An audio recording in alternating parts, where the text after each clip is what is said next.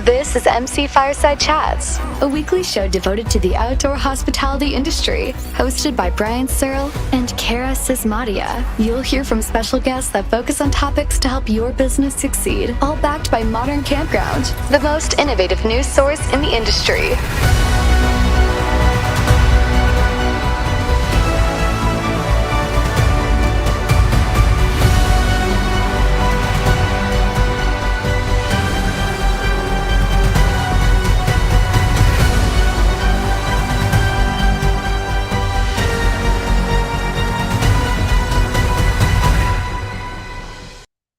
Welcome, everybody, to another episode of MC Fireside Chats. My name is Searl with Insider Perks, here as always with Cara Csizmadia from the Canadian Camping and RV Council, as well as Angela Hilton, the editor-in-chief of Modern Campground. We've got a super quiet show today.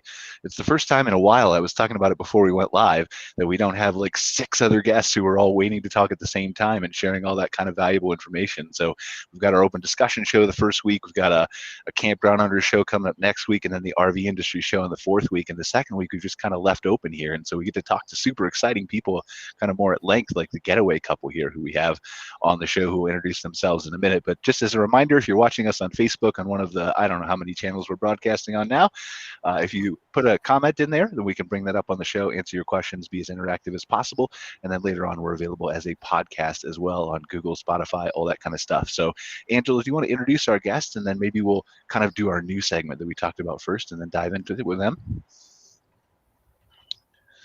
Or do you want to do your segment first? She's muted. Oh, she's muted? Okay. Oh, right, no, well, I'm so sorry. There she is. Okay. I'm back. I didn't realize I was muted. I'm sorry, guys. I can go ahead and introduce them and then get started with a little bit of what's been happening. And then we can allow them to give themselves a real proper introduction, if that's okay. Yes. Yeah, that'll work. Okay, let's do that. Okay. So today we have the Getaway Couple joining us, Rae and Jason Miller, and they are very immersed in the full-time RVing side of the industry, and they have their hands on a lot of different things, working with teaching people about the RV lifestyle and that sort of thing. So I know that doesn't do them justice, but I will allow them to speak for themselves soon. And then I think to get started today, we were just going to kind of highlight a few things that we've been seeing over the last, week or two? Yeah, so this was Something a like new that. segment, and this is a new segment we just kind of, it popped into my head like an hour ago, as all things do, right? Last minute and totally unprepared. And so I asked Angela, editor-in-chief of Modern Campground, she's in these articles every single day, to kind of just do maybe a 5-minute update for us every week on what's new, what's come across their desk, what's exciting, some videos, photos to share, stuff like that. So Angela, take it away for your introductory SNL-style update. Oh, those are really big shoes to fill. So Brian, if you can screen share for the AeroPods, these are so cool. I'm probably not going to pronounce this right. I think it's maybe Leitrim or something. Leitrim AeroPods, and they're based out of Ireland, and they are upcycled airplanes. It's so cool. A couple of guys, they kind of started this by repurposing old airplanes, and they started it as a work from home accommodation, so that people had something to separate being inside their house from their work day to their home life. And then they kind of caught on, and now people are wanting them as glamping units, and they said they have people that are wanting to order 10 units. They're really cool. It says that they you can do from 4 windows in length up to 20 windows, and for a setup, it sits on a concrete pad and just hooks up what sounds relatively normal to what you would do for a cabin. So the setup from a park standpoint, it doesn't sound like it'd be too much. So not much different anyway than your average glamping accommodation. But yeah, I think these are so cool. And I'm so sorry, I have a toddler turning up the television incredibly loud. I have a question while your toddler's turning up the television in the background, and maybe you know the answer to this, maybe you don't. Is there a difference between the Delta version of this versus the JetBlue version of this, and do we get served snacks in certain ones and not in the other, and are they No peanuts Biscoff or cookies. cookies? So okay, yeah, that's a deal breaker for me. I'm gonna need the chocolate chip cookies. No Biscoff cookies. No, it said that they're all obviously the same general width, but they're insulated, and you can heat them. And I mean, really, it sounds like a cabin experience when it comes to those types of accommodations. But with the cool factor of it's an old airplane. So yeah, I thought they were pretty cool, and I love how the one end is entirely windows. Can you imagine that? Like a really, really cool view somewhere. They're What so if cool. I'm what if a looking at bear comes up and tries to like look in your window though at night? That would be like you wake up and he's just sitting there. I went to the Calgary Zoo the other day, and there was lions literally right up against the glass with their paw there, and one actually urinated on the window right in front of us. So I feel like that'd be scary if you woke up to that in glamping. Just saying. Yeah. Pros and cons. I don't know many spots that have lions roaming, so hopefully this will be a non-issue. I'm looking online at a spot in the UK that has them, and it's so stunning. They're like Wait, has the airline pods or the lions roaming? the pods. Oh, okay. I Not mean, I like just think it would be fascinating. Like it's always been when you look at the African safaris where the giraffes can put their head in through the window when you wake up in the morning, those types of experiences are really super unique. Like, and in the future, when they evolve science, who knows? You could have purple rhinos, you could have anything going on. So it interests me. right. You just never know. Something else that I thought was interesting too in the article, they were talking about how some people are wanting the really long units because they are using them in place of like a mobile home unit. So, that's kind of it's fascinating.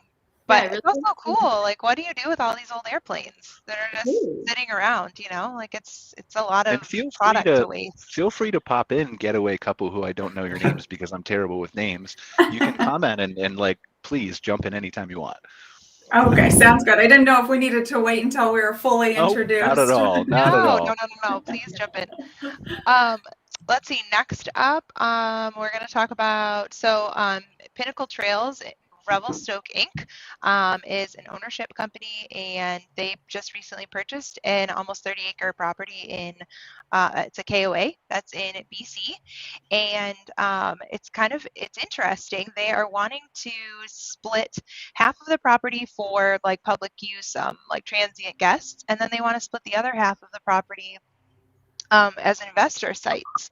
So they would be shareholders that would have exclusive access to their sites. And so they're working on trying to map out that business plan and get approval for that from their local municipality and things like that. Obviously, it's ownership of breaking apart a piece of land, and lots of things involved there. But I think it's interesting concept because it's also a KOA. So it sounds like independently owned, obviously not a KOA owned property, but interesting because it's still franchised. So I think it really speaks to this like appetite by campers to purchase seasonal sites. But then also I think we're seeing this stuff around real estate concerns. Real estate's so expensive here. It's a really interesting way to maybe start building a portfolio and establishing some equity in a less expensive way. So I really love that accessibility. I'm interested to see what the city comes up with. It sounds like they were just kind of making some big decisions this week. So I'm definitely going to follow up on that one because I want to know what comes of it. Certainly there's housing issues in some of our cities and provinces up here in Canada, and accessibility to real estate's a big hurdle right now. So it's really cool concept. For those who don't know, Revelstoke is up in Canada in the province of British Columbia. It's right by a massive national park that I've yet to visit. It's on my bucket list for the summer. But really great skiing over there and all kinds of stuff. So it's a big tourist area. And it's an interesting place to start one for sure. And what do you guys think about this from a Getaway Couple perspective, being full-time RVers, or how does that change your perception of a park that does something like this? I think it's great. I've never really seen parks mixed like that. I feel like it's one or the other. And we've always driven through the parks where you do have to buy like the actual plot of land. And they're always just really nice, and they normally have really nice amenities, and then you pay a little HOA on top of that, and so you get lawn care, and so I'd be curious to see how that would work combined with like guests that come through, and then the long-term permanent guests. And I think it sounds like a great way to recap some of that upfront cost of buying the land and developing it, and now you're able to instead of waiting for the recurring income from transients, you're able to recoup at least half of the cost by selling the individual plots of land right up front, and not wait the 5 to 10 years it could take to recoup a site development cost. Totally agree. Go ahead, Angela, please. Sorry. So sorry. I think it's unique too, simply because I feel it's different than your traditional long-term like seasonal sites when they don't own the land. I think when they own the land, there's legal ownership in that, but there's some ownership over upkeep of the property, what that looks like, and that sort of thing.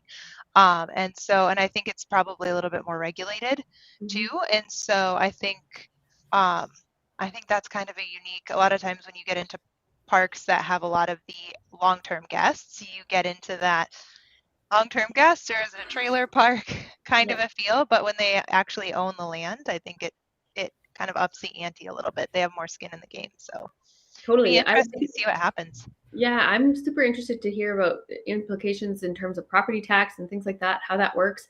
I know as a former campground owner, my property tax bill was pretty hefty, and I received limited services for that, and any sort of infrastructure additions I did really boosted that price up.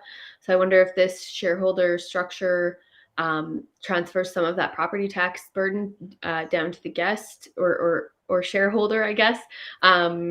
It's a really interesting concept for sure. Yeah, it opens up so many different questions, right? Like, because in traditional manufactured housing developments, you own the trailer that's sitting on the land, but you don't own the land. And so now if you bring in investors, like Cara said, are these shareholders? Are they each individually buying a plot of land? And then are they responsible for the upkeep on their own plot or as a group? And then what are the rules that the people have to follow who are doing that? Like, is it different for every single plot? Is it like a condo association where you have rules for everything? Yeah. And then can they sublet? Can they do Airbnb? Can they do, like, there's so many different directions it could go.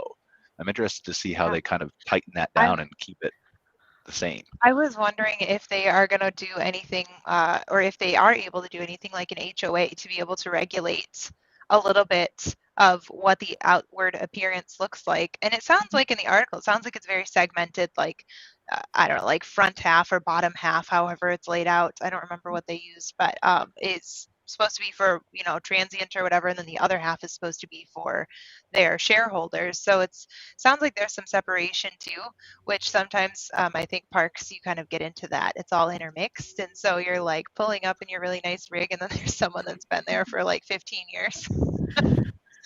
And altering the guest experience a little bit.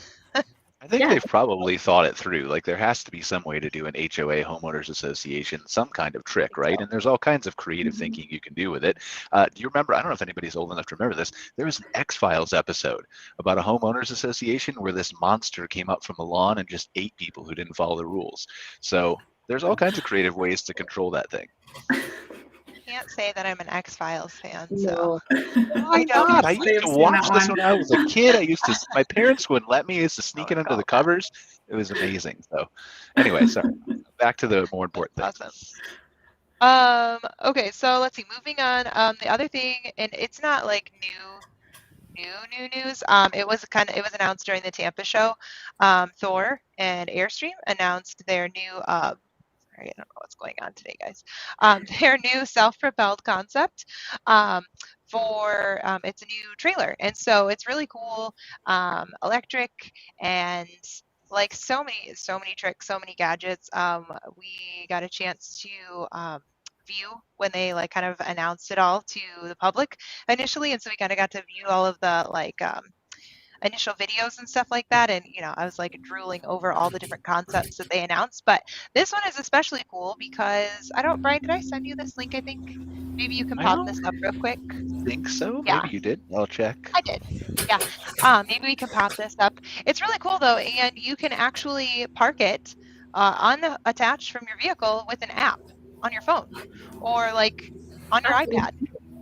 And in the video, like the demo video that they were showing, it was literally someone standing in the backyard or whatever, standing in what looked like a yard, and they were guiding it and moving it across the yard with an app, with like on an iPad in their yard, and that's incredible.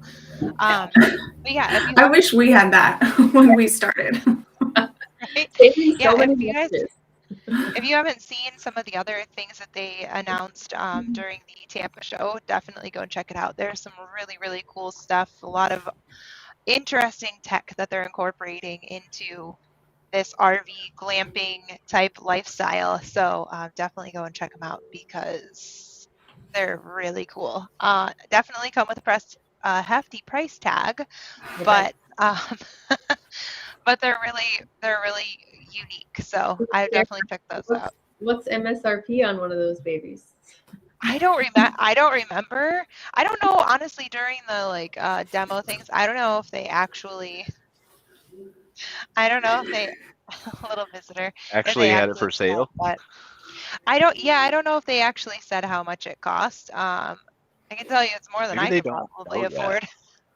Yeah, maybe they don't know yet, because you go to like the Detroit Auto Show and Ford always has these concept cars that never actually end up getting built. So yeah, I'd be interested in seeing how it works long term, or at least even the controllability, because I do know that our experience with the RV industry is, in terms of technology, they are not always on the up and up, and they don't go with like the most usable, like Apple cell phone just works kind of thing. They'll go with the cheapest that they can get by with. So we'll see if you can actually control it, or like if it just doesn't work and you end up just backing it up like normal and you pay all this money for that fancy feature that doesn't work.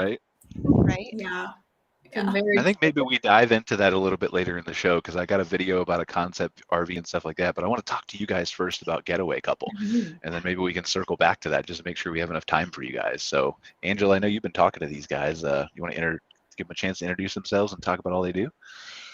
Yeah, or did you have more news? I'm so sorry. You said the last article. I thought that was it. Okay. Nope, all good.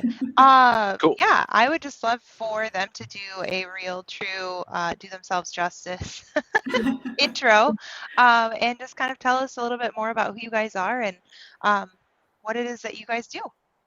Yeah. I mean, you'd think we'd have our elevator pitch down by now, but we are Rae and Jason, and we started traveling full-time in 2017. We originally just wanted to figure out how to travel full-time, and we were planning on taking a year off of work and going overseas, and then RVing like popped up on our radar, and we were like, oh, well, we can work and travel, so let's do that, because then we could do it longer. And we did tell ourselves we'd do it a year, and we are now working on our 5th year here. So can't be so bad. Right, exactly. Yeah, and in those 5 years, we ended up transitioning. Jason was a cybersecurity engineer who worked remotely from the road. I quit my job because they wouldn't let me go remote. But then that's when I started focusing on Getaway Couple and learning how to edit our YouTube videos. Like, I was a project manager before, so all this creativity stuff was not my cup of tea, but learning how to edit videos, getting on all of our social media platforms. And yeah, so we transitioned into full-time Getaway Couple 2 years on the road. So it was about 3 years ago. And that's what we've been working on. So we have our blog that we post 2 pieces of content on every day. We have our YouTube channel. And in the meantime, we created multiple businesses with other full-time RVers that we met on the road. So we kind of got our hands in a little bit of everything RV related. Yeah, such good innovation. Love to see it. So where are you right now? We're in Orlando right now, and we actually just transitioned into a rental property. So we were full-time for almost 5 years, and this upcoming year, with how difficult it's been to get campgrounds and we want to switch RVs. So we kind of realized that process of getting rid of one RV, getting another RV, trying to make the move, it was just already proving a little too difficult. So we said, let's take a breather, stretch our legs, get into a home for the first time in 5 years, and go from there. So So I will what I are will you admit, here's what's frustrating to me from the full-time RV experience and why I've never done it. Just briefly, Carrie, I'm so sorry we're on a delay. Yeah. I hate the idea of going full-time for half a season or 9 months or 2 years or 5 years and then moving back. Like, I don't like moving in general. So if somebody could just create a house where I could just pull my RV in and not like unload the RV and just go out into a living room and a kitchen, like that would be wonderful, like a garage it door. sounds like you want a barn dominium. Yeah, like have them in Texas, barn dominiums, and Barn it's dominium. you have these Really a huge thing? breezeways that are in the middle that you can just pull an RV right into it. Or now they're making port homes, but that's more like a house with a garage, big RV garage. But barn dominium is we looked at it. We were that like, was ooh. one thing we considered. Yeah, we're like, maybe we should buy land, build a barn dominium, Yeah. but you know, Cool. We have to look into this, Angela. We need to have somebody who owns a barn dominium on the show. Yeah, it's gotta happen. I love Barn it. dominiums sorry. are so fascinating to me. I end up stuck on barn dominium TikTok more often than I'd like to admit. Am I the because only one who doesn't know these existed?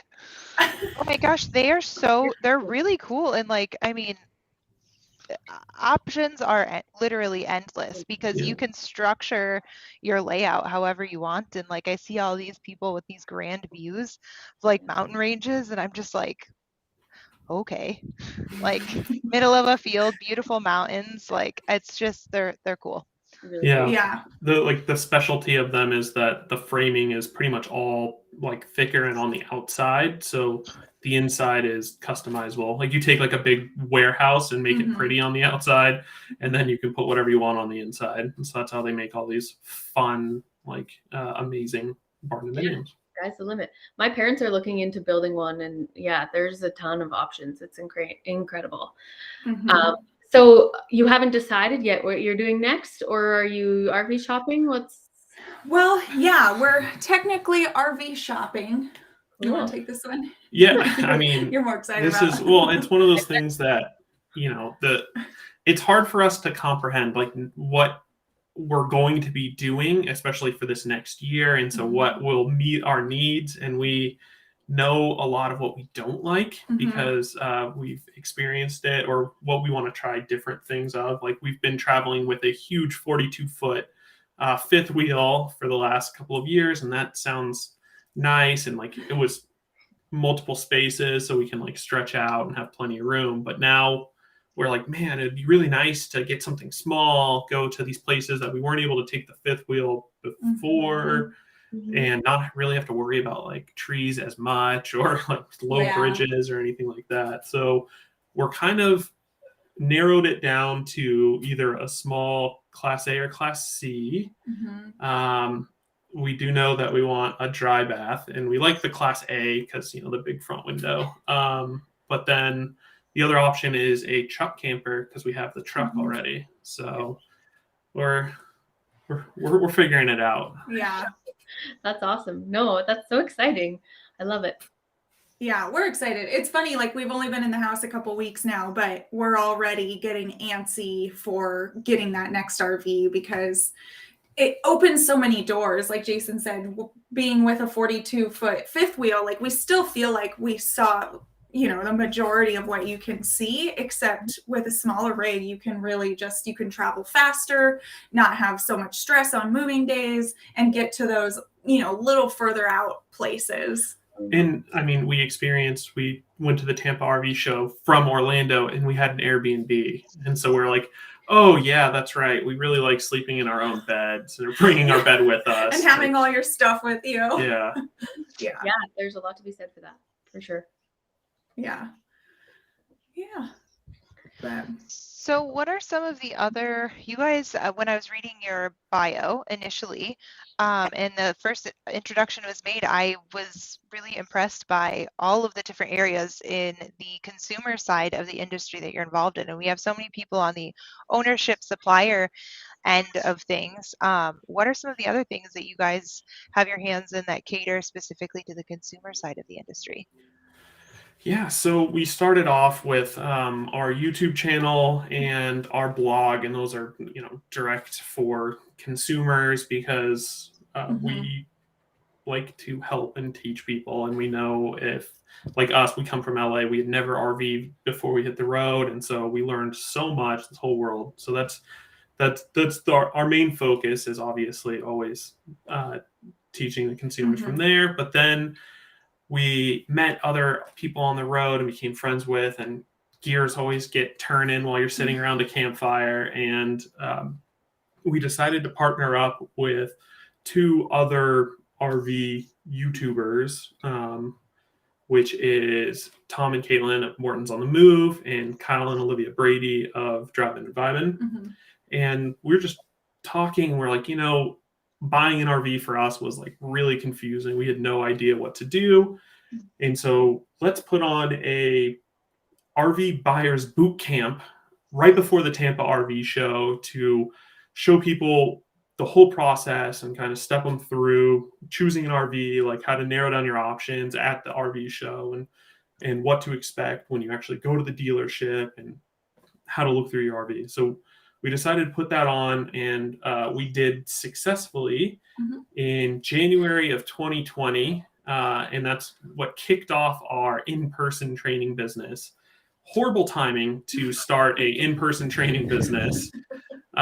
So we were like planning to do more of these before other big US RV shows. And then we decided we should probably pivot and not do in-person events. So we decided to change it to online because we had recorded our whole RV buyers bootcamp seminars. And so we're like, well, let's still try to teach people other things. And so then we created RV Masterclass, which is a online course location, I guess. And so we started off where we created 3 courses. It was the RV Buyers Bootcamp.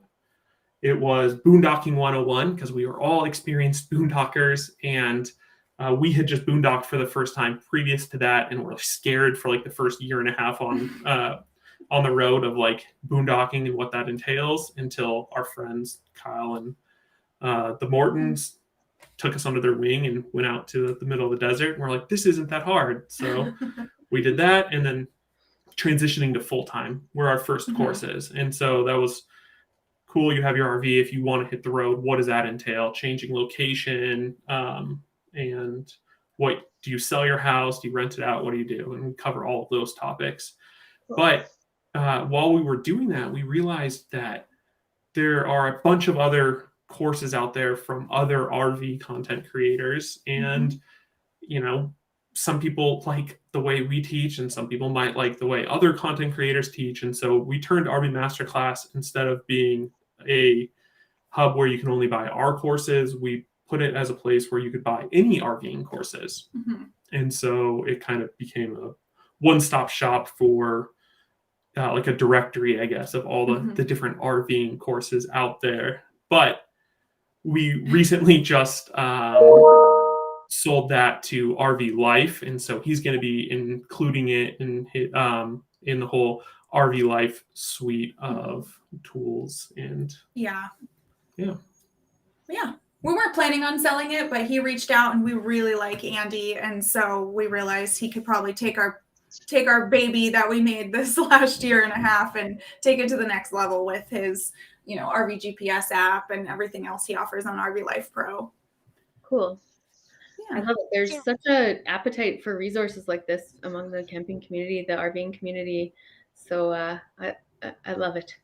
We need more of this in Canada. We were talking. Oh, I'm so sorry. I think there's a delay. It's all good.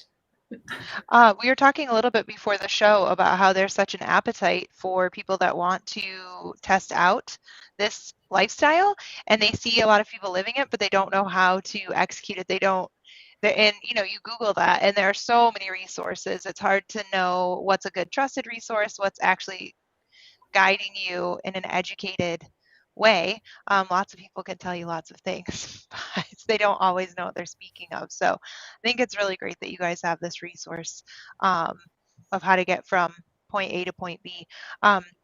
something that I thought was unique and interesting, and I would love to hear kind of what you guys think about it as being full-time RVers and kind of recently establishing a home base again and that sort of thing.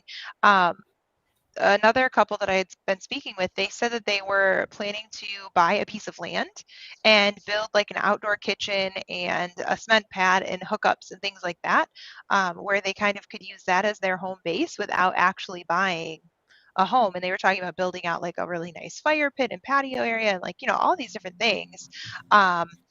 And I think that's such a great idea if you're not wanting this huge overhead of an actual home, but you kind of want some place that you can always circle back to. What are your guys' thoughts on that? Is that something that you hear frequently? Yes. I actually feel like this past year, we've had so many friends and just other people in the RV community that are looking into that option. And we heavily looked into that as well. A couple issues that we faced was, you really have to pay attention to the county laws and the state laws and make sure that your RV is allowed there.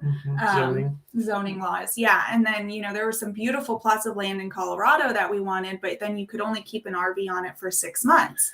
So each state and county was really up in the air about what they allowed. And so we ended up realizing we just needed kind of a place to chill during a transition period. So we still think we would like to buy land and either build something or build a barn dominium, because we did heavily look into that option as well. Yeah. We found that we were looking for a place in the winter Right. because as US based RVers, we like to get as far south as you can to stay warm. And so we were looking, and it was like left Florida, Texas, or Arizona as like kind of destinations.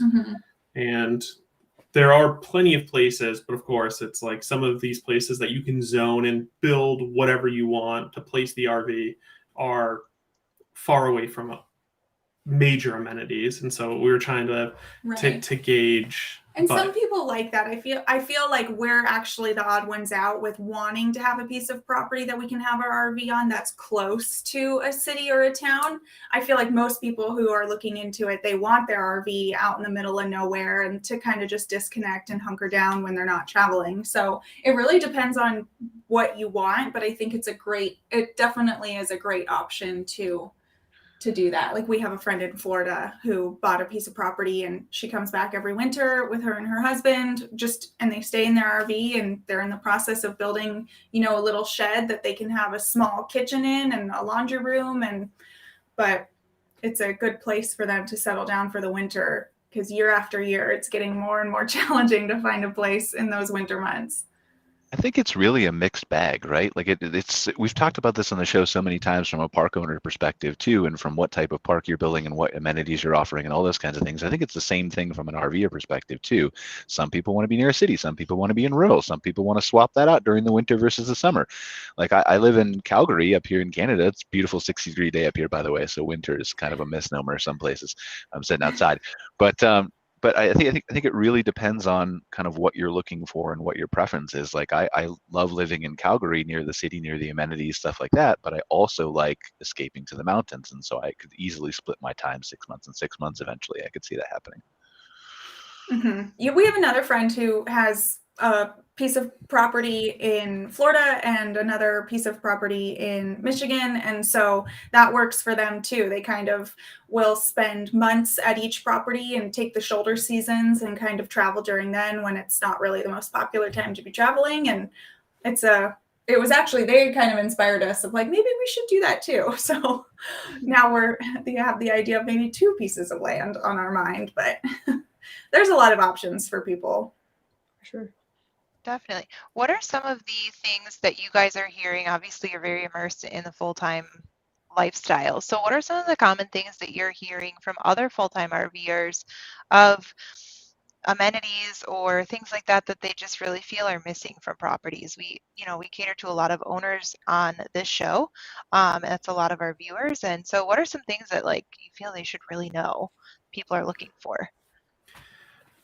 Really hard one, and because it just varies so much based on who their audience is or who they're trying to bring to their parks. For us, having an inflatable bouncy pillow or, you know, a place like for the kids to play in a playground won't draw us there, like a water park. Like that's not an amenity that we care about.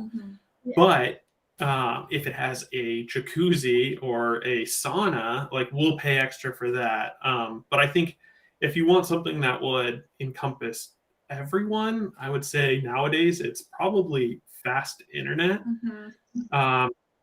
I think I've plugged into the coax cable of like to get TV stations once or twice in the 5 years that we were on the road. But I think at every single campground, I tried to connect to their Wi-Fi, and I think I got good service, maybe, I don't know, 20 to 30 times of like that I could actually use that.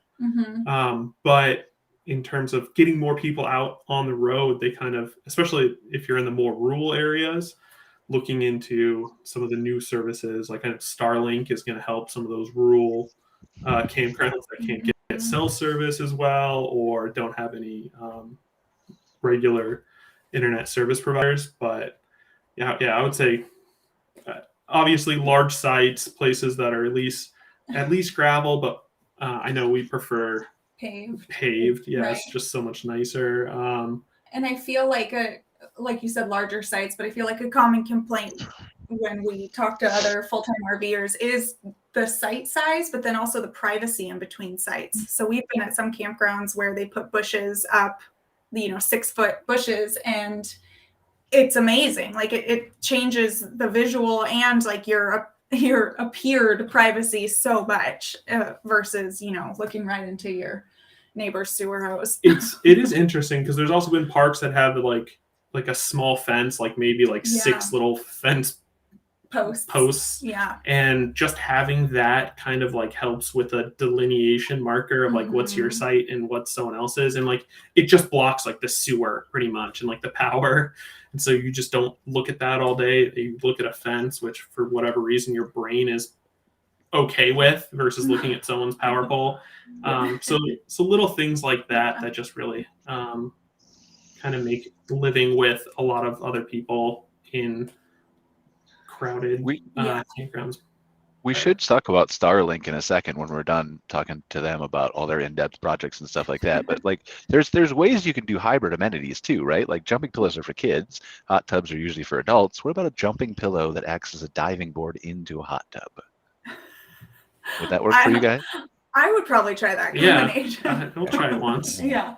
See, so Please consult with your insurance companies. Right. ways you can. I'm just looking for ways they can save expenses, right? If you've only got a budget for one thing, if it does more than one thing, just saying. Anyway, I've definitely seen, and I know, Brian, we've talked with parks in the past that they, one part of the year they cater to snowbirds and, an older demographic. And so their amenity set looks like this, their events look like a certain way, that sort of thing. And then in the summer, like spring into summer, it's all families. So they pull out some of those more fun amenities. It's more weather appropriate for, some big pad on the water and those kinds of things. So when their older guests are there, it feels like it's a campground for them. And then when the families are there, it feels like it's a family campground. And, they have the ability to sell both of those experiences, which I think, not everybody's positioned to do those kinds of things. But if you can,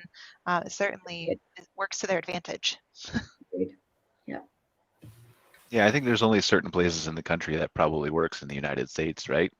Without infrastructure, burying pipes further, glamping accommodations. Obviously, I think that's going to switch as we get more into glamping. But I think right now you're talking about, I think the person you're referencing was in Florida, but Florida, Texas, the hot spots that they were talking about, right? But I think it's a great idea if you can do it. Yeah, absolutely.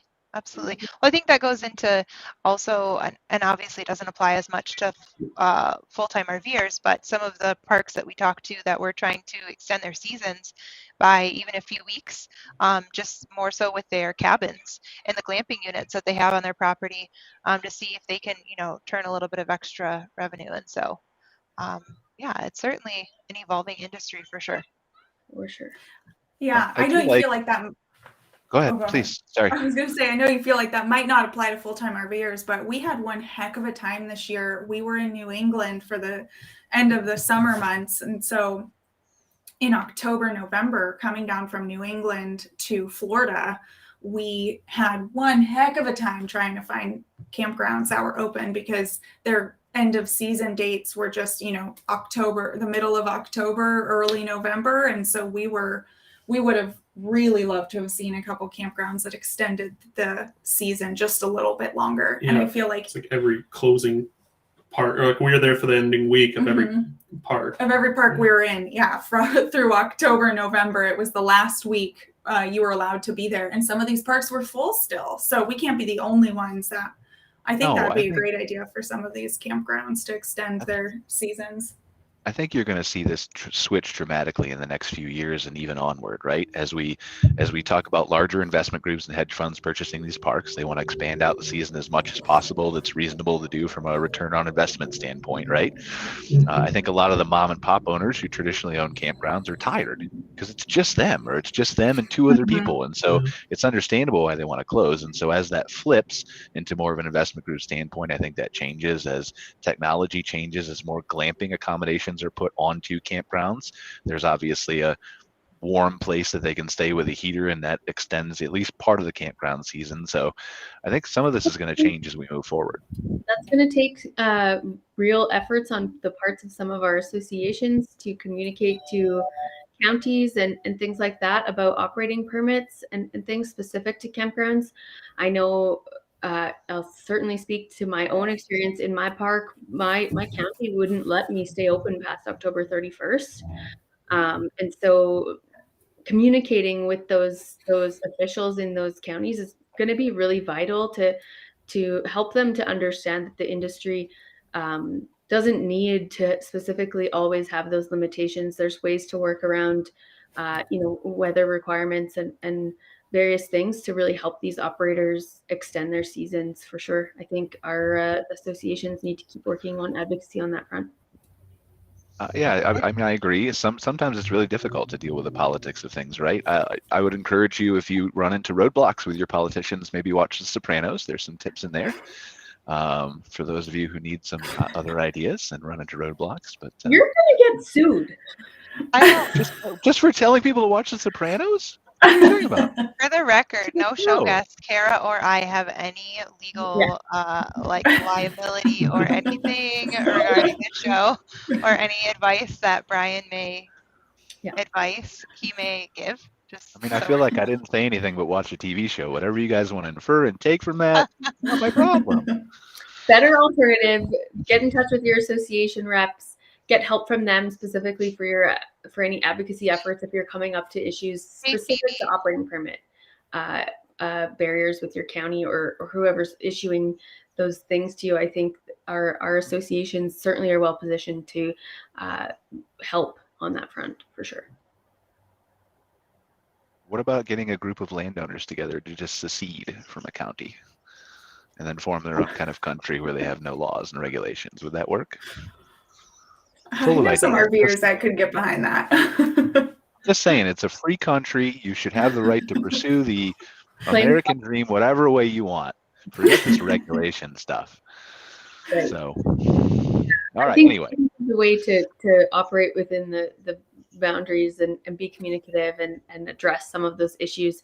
But yeah, it's not always just because an operator is tired. Certainly, that's a factor. Usually by November, we're like, I'm tired. I need to go somewhere warm now. But I think in a lot of cases, there's limitations being put on them by from regulatory process. Yeah, and to be clear, like, we joke around a lot, right? But obviously, if you're willing to put in the time and work with your legislators and people like that, most of them are very reasonable. They just don't understand the industry and don't understand your business. And so if you take the time to explain it to them, then in most cases, I think it's going to end up in your favor. Well, and I think there's a good appetite for compromise in a lot of those. Like in my case specifically, I was able to have my operating permit extended to full year, but only for a portion of my sites. so my capacity was restricted, but I was able to host guests even in the wintertime, as long as I was operating in terms of my sanitation requirements and all of those things, based on their expectations of us, and working alongside our health authority and all of those things to make sure all of that stuff was above board. They were happy to make that compromise with me. And so I think, that collaboration is super valuable. Well, and we've heard people in the past that have talked from the advocacy side for local municipalities is, like Ryan said, they don't really understand the industry. So when they're creating these limitations and different regulations on, size restrictions or requirements for like what size like sewer tank and things like that you have to have installed, a lot of times they're just kind of calling another municipality like, hey, what did you guys say about this? Okay, sounds good. But there's still no rhyme or reason to why that's the choice that was made. And so, like Brian said, it's just that collaboration, and Cara said too, talking with your local leaders and really educating them, because you don't know what you don't know. So, and then it can only help other future, park owners too. So. Well, that's it. And that's what I'm trying to drive home that's super important is a lot of people are just anti-regulation and they think these politicians and people are out to get them, and they're not. I mean, some are, but most of them aren't. And so if you just have that dialogue and educate them, then you can change their minds, and you can not only push your park and your dreams forward, but you can help other people too. Yeah, there's an industry impact for sure. It's broader than just your own business sometimes, for sure. All right, what else do we got? You guys got your hands in anything else over there? Anything you want to tell us about that maybe we haven't asked about? Oh gosh. No, I mean, not right now. We've transitioned. I mean, of course, we do plenty of other things. We run social media for companies and run a little bit of marketing help for select RV companies that have reached out directly to us because of our influencer status, job, whatever. They see that we do marketing well, and so we help out with that. But we're just kind of leaning more into publishing because it's more rewarding for us, I guess.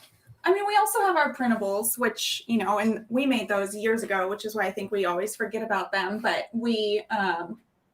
they're good sellers for us, but they're basically just checklists because we made so many mistakes when we got on the road. And so we ended up making really detailed checklists for ourselves. And then there was that need in that community of like, hey, actually, can I see your checklist? And so then we just went ahead and made like over 100 pages of different checklists for all different types of things. So that's one other thing that we, sell to our community, and for a couple bucks, just a little print off, so you make sure you don't forget X, Y, and Z on moving day or packing up. And So cool. Yeah. Are your checklists intended for people that are going into the full-time RV lifestyle, or do you have things that also cater to maybe just new people to camping in general and in those areas? We actually broke it up into two categories. So we have a bundle that's called Preparing to RV. And so that's like people who are getting ready to full-time. And so those checklists kind of went through like the things you need to do about claiming domicile in another state if you're going to do that. What do you need to do to get rid of everything in your home? It's a downsizing checklist, a PDI checklist for when you're buying your RV and you're picking it up, everything that you should look at.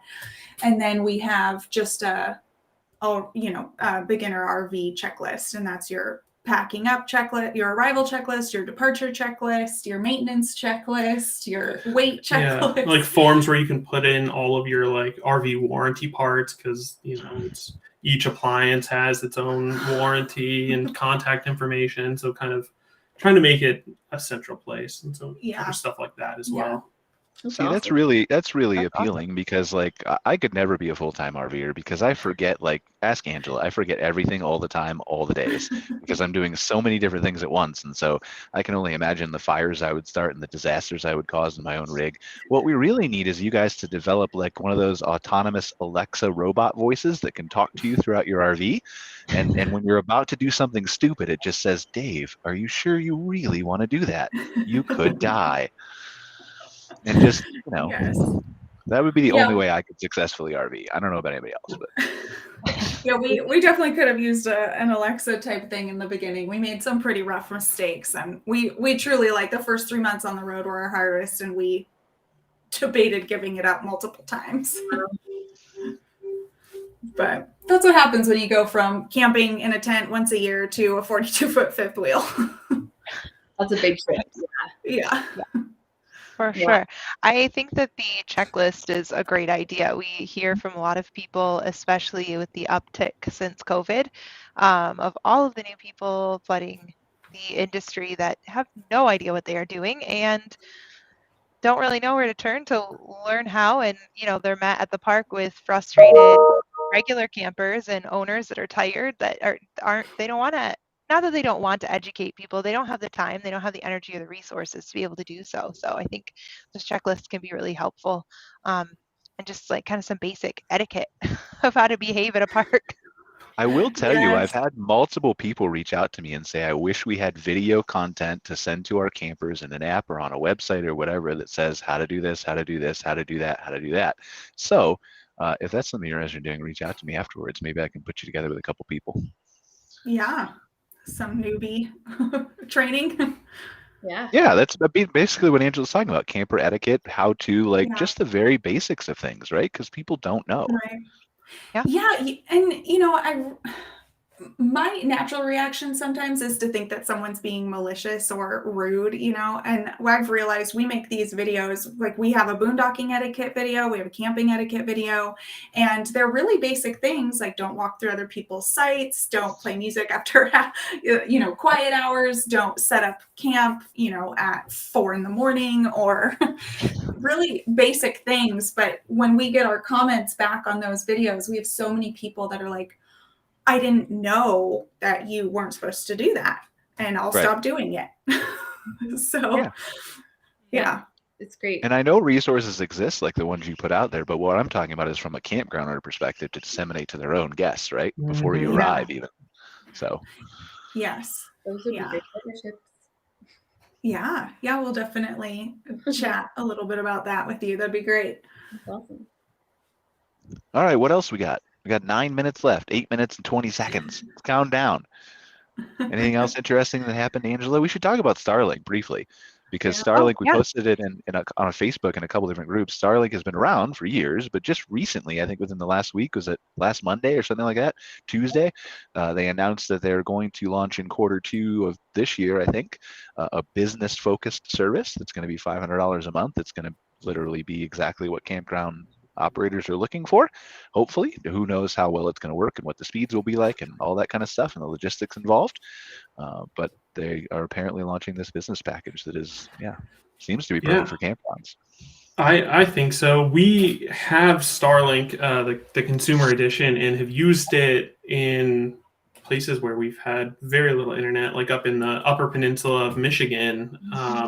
We were boondocking for a month, and we've been there before with very, very slow internet, which is very hard to work on, but it's like just enough where you'll keep working, but it's very aggravating all day. So we got Starlink because we knew we were heading up there, and it was a world of difference. Like we were ready to leave, and then I was able to secure a site through kind of like a little a hack, I would call it, where it wasn't available specifically where we were, but you just kind of move it further and further away from where you are, like in a big circle, and eventually you'll hit, they're called cells that they allow you to have access to. So anyway, I was able to get access to one, and it just gave me a notification that I wasn't at my cell, but it still worked. So it is super fast and great, but it still does have limitations compared to home internet, where it transitions between satellites. And so right now, when we talk to our friends who are currently using it, we'll be on a video call, and then every 30 minutes or so, or however fast it transitions between the different satellites, they'll just, and then they'll keep going. So like, it's kind of funny. Everyone will be like, oh, they're frozen. You're like, oh, it's switching satellites. But for 99% of for everyday people out use, there, that wouldn't matter. And even on video calls, I mean, a pause every 30 minutes and then it comes back. It is very useful. And I love the fact that you can just find somewhere where you can see the sky. That was always our biggest problem with developed campgrounds, is like there'll be very nice trees and stuff like that around us, and I'm like, man, I have to like find a Trying to spot set up the that's satellite. like, Yeah. I'm like, this is very beautiful, but it's in the way of my internet right now. So that's a limitation. But if you're setting it up permanently in a site, you know, you can find a spot that you get a beautiful view for it. And I'm very impressed with the service from using cellular internet for multiple years on the road, and having old satellite internet at my mom's house, because that's all we could get. So and I feel my like with parents. Go ahead. Sorry. I was just gonna say, with so many working aged RVers hitting the road, it's a must at campgrounds. If you can get the views plus the internet at some of these nice rural campgrounds, you know, or like in a nice beautiful place but fast internet, man, you'll have to kick people out. So I have a couple questions. Number one, first, I remember the old satellite internet. It was HughesNet or something. My parents had it in the middle of nowhere in New York at their house. It was all they could get. It was awful. So yeah, this is different satellite internet for the people who don't understand the difference between the two. I used to travel on the road too when I first started the Insider Perks company back in, I mean, it was 2011, 12, 13, whatever. But I used to have an AT&T hotspot, the Verizon hotspot, and whatever happened to be working at the time, that's the hotspot that I was using. And sometimes neither one would work. And so it was frustrating. And so, yeah, this is a huge upgrade. I think it's still early. I think those Zoom dropouts and things are going to be 10,000 times improved by the time they launch all the satellites they want to launch. I think they've got 2,000 out of 10 or something like that. Is it even that many yet? Other than the ones that just burnt up in the electromagnetic storm or whatever? I was talking about that earlier. Yeah, I think they're just over 2,000. Yeah. So I think that's going to improve quite dramatically. It's going to really be interesting. It would be interesting. Like, how hard is that satellite dish to mount? Like, is it freestanding? Can it mount to a pole? Yeah. So it actually comes with its own little like kind of floor mount, but they sell 3 mounts for it. One is just like a standard, I'll use the word flashing mount or whatever. It goes onto like the side of a building. You just screw it in like 4 bolts and it gives you a little stand mount. You pop it in. Or you can get a pole mount. So that's what we have. Or I think they sell another type of mount, but they make it very simple if you want to just make a permanent install. And it looks nice. I think it would be fascinating for a park owner who had a lot of trees to offer an amenity of just having a pole there that you could put your dish on once this becomes more ubiquitous. Yeah. I mean, there are a lot of, when Starlink was first starting to come out and it wasn't for traveling yet, there were still so many in our RV community Facebook groups, people who were buying it and then still traveling with it anyway. So I know a lot of RVers already have Starlink. And so that'd be really helpful. Like if you could just pull into your site and as you're setting up everything else, just throw your satellite dish up there too. That's it. I mean, it eliminates the headache of providing it to the whole park from the RV park owner, right? And again, maybe this is feasible some places, maybe not. I'm not speaking for everybody, but and then if you've pre-tested and you know that's exactly where it needs to go to connect to a cell or whatever it is, right? I don't know as much as you guys do. Then super easy, hassle-free. It's an easy way to outbeat your competition. If again, not yet, but when it becomes ubiquitous enough to where 20% of people are traveling with these things or more, then all of a sudden that's a really cool amenity, I think, that differentiates yourself. Yeah, I think Starlink even has an app that uses the camera on your phone that you can take it to a specific site and point it, and it shows you like if you can, like where the satellite needs to see. So even if you went and did that on a couple of your sites and marked them as like Starlink friendly, and so someone could like filter on your sites by a Starlink friendly site. I think even just that, like, you know, the percentage of people who are using Starlink will instantly try to book one of those sites. That's pretty interesting. I think we got a business idea here. But really interesting tip to denote those sites. Yeah, regardless, like you're saying. I mean, even if you don't put the poll in, even if you note that these 3 or 4 or 5 sites are friendly because I've tested them, or they don't have trees, or they have whatever, and you can market them as Starlink friendly. It's really it's interesting.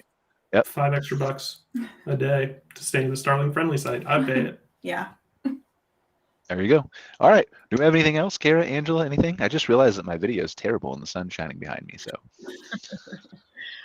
No, I think another great show. Thank you guys for coming and joining us. Yeah, thanks for having us. Yeah. All right. Well, Yeah, I really thank appreciate you so much guys. for joining us. Yeah, I really appreciate you guys. We didn't get to our futuristic concept talk, but that's fine. We'll save it for another time. Apologies for my video, although I probably honestly look better with the sun glaring behind me and my face kind of obscured. So just as a reminder, next week we'll be back with our Campground Owners Show. We've got a really kind of good group of panelists here who are going to talk about some pressing things that are on campground owners' minds at the time of the month that we're dealing with. So mid-February, we'll see what kind of they bring to the table and topics they want to discuss. And as a reminder, we're available as a podcast, Google, Facebook, all those kinds, or not Facebook for podcasts, Google, Spotify, all those kinds of places, Apple, and you can download us, see us on the show. So thank you so much, everybody, for joining us, and we will see you next week. Thanks, guys. Thanks. Bye. Thanks for watching this episode of MC Fireside Chats, hosted by Brian Searl and Cara Csizmadia. Have a suggestion for a future show or want to see your campground or company as part of an episode? Email us at hello@moderncampground.com. Join us next week for another episode. And don't miss the latest outdoor hospitality news and commentary from around the world at moderncampground.com.